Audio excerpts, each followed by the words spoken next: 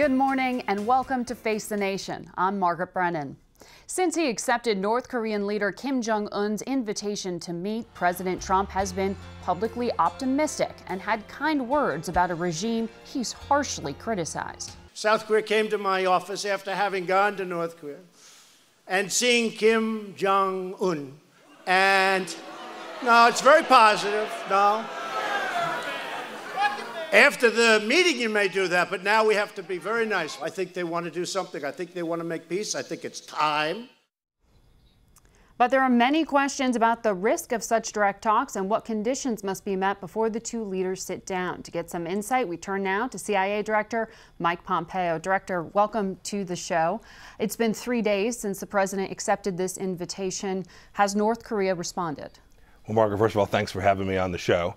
I think it's important to step back to figure out how we got here. For 2 decades, America whistled past the graveyard and allowed the North Korean regime to build up the capacity that this administration faced when it came into office. You said still a few months away from being able to hit the U.S. mainland with nuclear weapons? That's right. They have made tremendous progress over these years.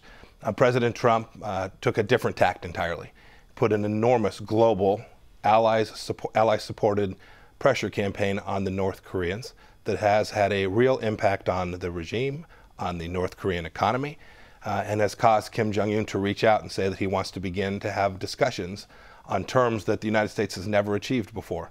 That's where we find ourselves today, and we're going to work hard to make sure that we get what it is the president has set out very clearly for his entire time in office, which is the complete, verifiable, irreversible denuclearization of North Korea. Are we in direct contact with North Korea?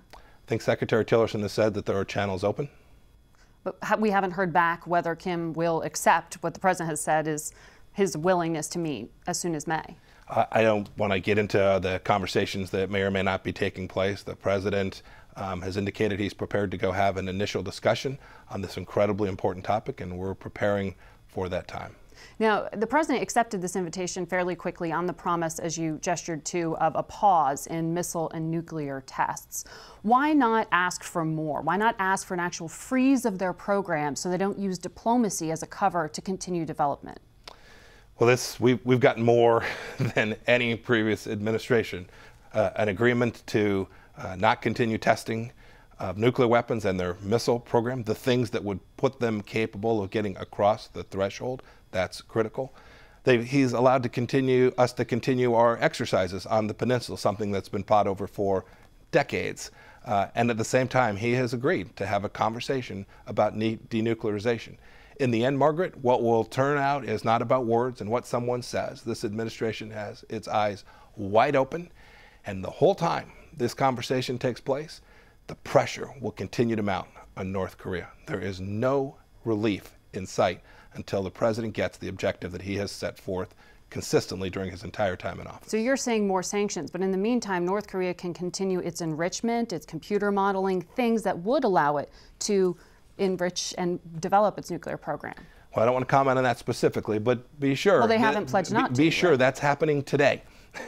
Be sure that's happening today, and so our efforts are to put pressure on them to prevent them from having financial resources to continue to build out these programs. We've been very effective at these things. None of that's going to change while we prepare to have a set of talks between the two people who can make these important decisions. Are you open to meeting with your North Korean counterpart? I'll leave how these discussions proceed to the President of the United States. He'll set the course and tone for the direction. But I had a chance this weekend to read the histories, the CIA's histories of our involvement in the previous failed negotiations. You can be sure that the CIA won't make those mistakes again. We will be at the center of providing the intelligence picture to the President and to the Secretary of State so that each of them can understand how it is we can most likely achieve the President's objective. When I spoke to Secretary of State Rex Tillerson last month on 60 Minutes, he described what he said was the plan for talks. Let's listen to that. We do have a plan for negotiations. We have an end state for that.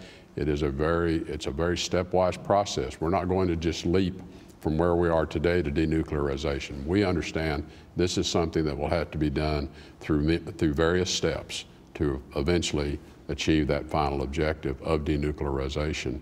And that'll come through a lot of negotiation, a lot of difficult talks.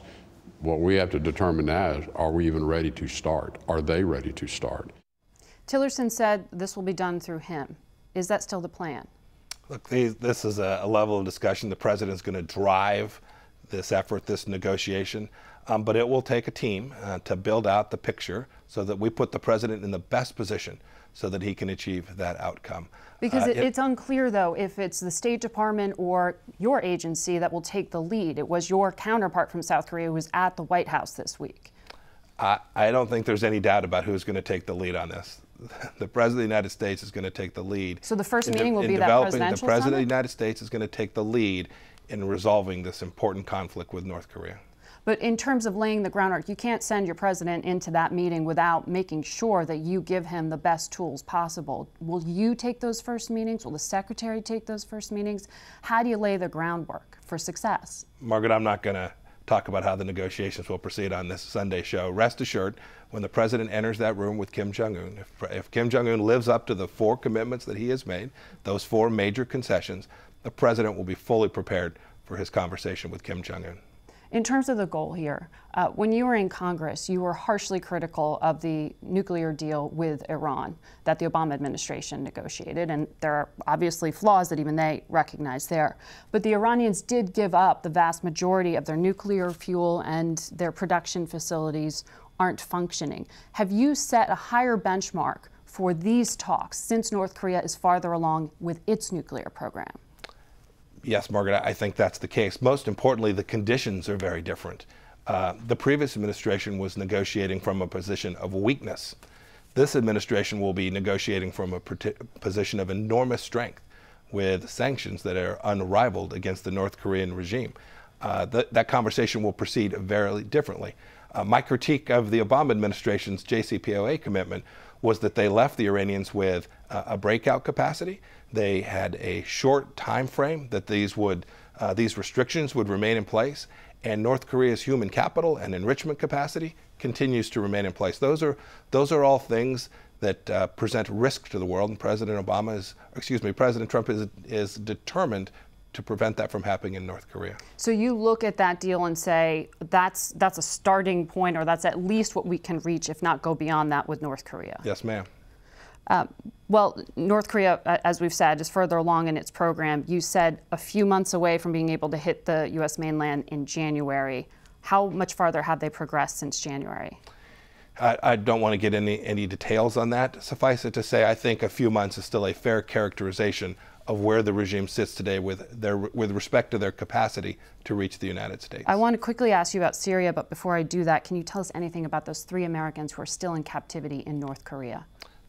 No, ma'am. I don't have anything to add to that. The State Department is handling those negotiations, and America does have as a priority getting the return of those 3 American citizens just as quickly as we can. In Syria, there are now reports of napalm being used, in addition to chlorine gas attacks just outside Damascus and East Ghouta. Why doesn't the president's red line on chemical weapons apply in these cases? Margaret, the president's made very clear that he won't tolerate chemical weapons usage, and he has demonstrated his willingness to respond. In this case, the intelligence community is working diligently to verify what happened there. I've seen the pictures, you've seen the pictures as well. We have a higher standard to make sure we understand precisely what took place, precisely who did it, so that our response can meet the threat. We're working to develop that. We've seen these reports, and the president asks me nearly every day what it is the intelligence community knows about the Syrian regime's use of chemical weapons, and who else, the Russians or the Iranians, who might be responsible for them. So for you, it's a question of, is it the regime or is it the Russians using the napalm and chlorine gas? Just to clarify. We're still trying to figure out precisely what happened in each of these cases. The Israelis, including their prime minister, was here this week, was warning that Iran is unchecked within Syria. Should the U.S. mission change to be able to counter Iran and its proxies like Hezbollah? So I'll leave policy to others.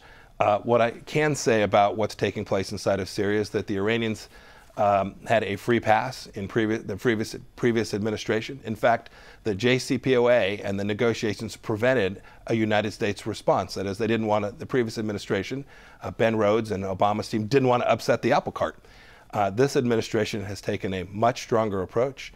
a much more aggressive posture with respect to countering Iran. But that's we're not working part of the mission closely, now. and we're working closely with the Israelis to develop a full intelligence picture of what's taking place there so that the president has options to counter that threat. So what I hear you saying is that the mission is not solely to counter ISIS. You are also looking at Iran and its proxies. The president's made very clear we're working diligently to find the right approach to counter the incredible spread of Iranian hegemony throughout the Middle East. Director, I have so much more to talk to you about, but I'm out of time here. Thank you, Margaret. Thank you for coming on the show. It's great to hear directly from you. Thank you, ma'am.